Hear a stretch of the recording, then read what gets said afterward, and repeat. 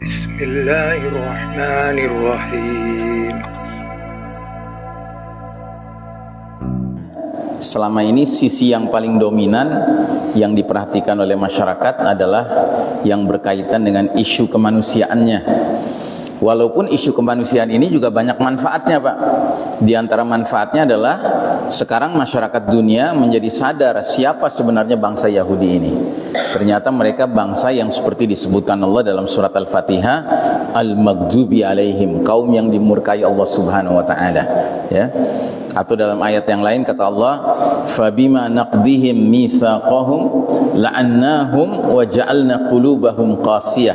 Dalam surat Al-Maidah ayat 13 Allah berfirman, dikarenakan kalian terus-menerus melanggar perjanjian, maka kami kutuk kalian Bani Israel dan kami jadikan hati kalian keras membatu, ya. Kalau satu kaum hatinya sudah keras membatu, apa yang terjadi? Dia akan melihat segala sesuatu terbalik, Pak. Apa yang Allah bilang benar, dia bilang salah. Apa yang Allah bilang salah, dia bilang benar.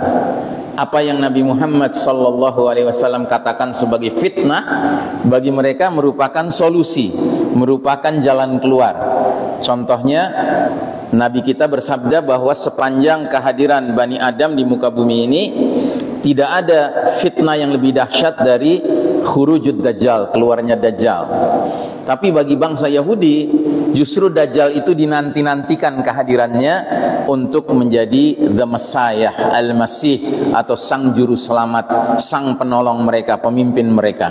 Begitu, ya. Nah, jadi kalau hari ini kita mendengar dunia sudah berteriak-teriak, hai Israel, hentikan genosida kalian, pembantaian kalian, ya. Apa jawab mereka?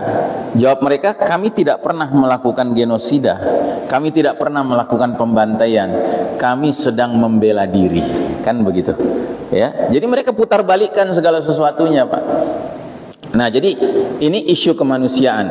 Nah, cuma masalahnya seringkali sebagian besar kita kalau mengikuti berita-berita perang di Gaza ini dan kita hanya perhatikan isu kemanusiaan, yang timbul dalam diri kita adalah kesedihan berkepanjangan, terus perasaan tidak berdaya, ya. Terus paling jauh kita bertanya, jadi apa yang bisa kita lakukan? Ya berdoa. Nanti dia balik lagi, masa cuma doa, Ustadz? Padahal doa bukan cuman, Pak. Doa itu penting sekali. Nabi sampai mengatakan, ad-doa silahul mu'min. Doa itu senjatanya orang beriman.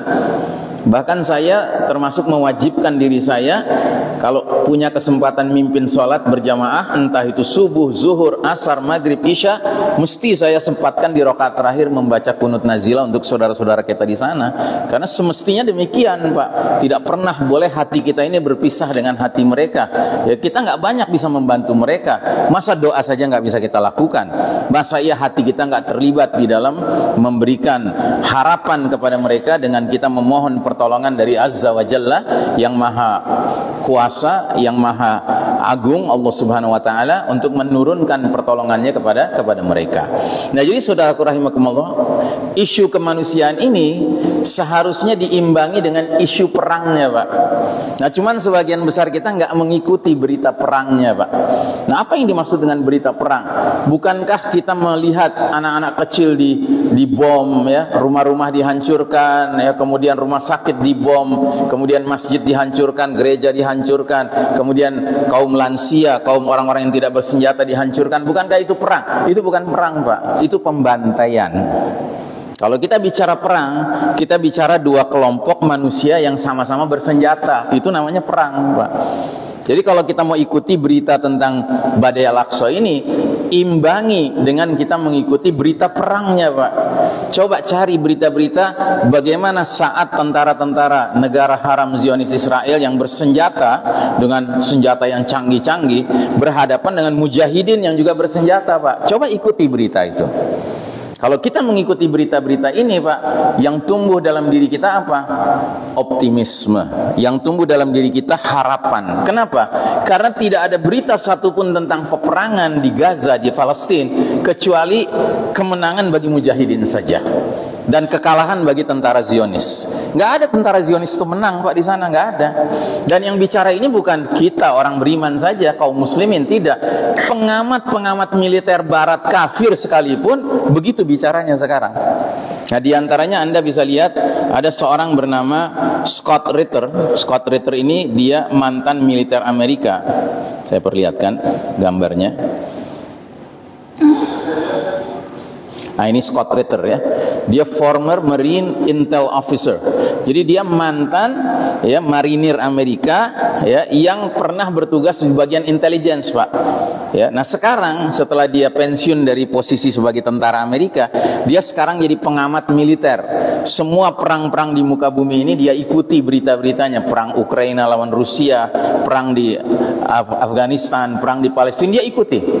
Dan dia selama ini kalau bicara tentang konflik yang terjadi di Ardul Mubarakah di Palestina, dia selalu berpihak pada Israel. Tapi baru kali ini sejak terjadinya perang Badai Al-Aqsa, dia terang-terangan mengatakan I am with Palestine. Saya bersama Palestina. Saya tidak lagi setuju dengan Israel, dia katakan begitu, ya. Terus dia mengatakan bahwa dirinya sudah melihat Hamas has actually won. Hamas pada dasarnya sudah menang and the Israelis have lost, dan pada hakikatnya bangsa Israel sudah kalah, dia bilang begitu. Cuma kenapa mereka tidak mau mengaku? Karena kita tahu, kata dia, bahwa bangsa Yahudi ini bangsa yang paling suka untuk berdusta, untuk berbohong, tidak mau mengungkapkan yang sebenarnya yang terjadi. Karena kalau mereka ungkapkan yang sebenarnya, wah sudah bubar negara Israel. Rakyat Israel akan kabur dari Israel kalau benar-benar berita itu yang diberitakan. Bahkan menurut beberapa sumber-sumber, rakyat Israel sendiri sekarang sudah banyak tidak percaya dengan Netanyahu. Kalau Netanyahu mengeluarkan pengumuman, itu mereka nggak mau dengar, Pak, karena mereka tahu Netanyahu itu sering bohong. Atau kalau juru bicara militer Israel ngomong, itu mereka sudah nggak mau dengar, karena mereka tahu ini banyak bohongnya. Sehingga yang mereka tunggu siapa? Yang mereka tunggu berita dari Abu Ubaidah. Bayangkan, tahu Abu Ubaidah? Abu Ubaidah ini juru bicaranya Hamas, Pak. Juru bicaranya Izzuddin al-Qassam, brigade militer dari Hamas yang namanya Izzuddin al-Qassam, ya. Nah, Abu Ubaidah ini kalau sudah berbicara itu didengar sama rakyat Israel. Jadi mereka lebih percaya kepada juru bicara mujahidin daripada juru bicara tentara pemerintahan Israel sendiri. Karena memang begitu hebatnya Israel doyan berdusta, doyan berbohong.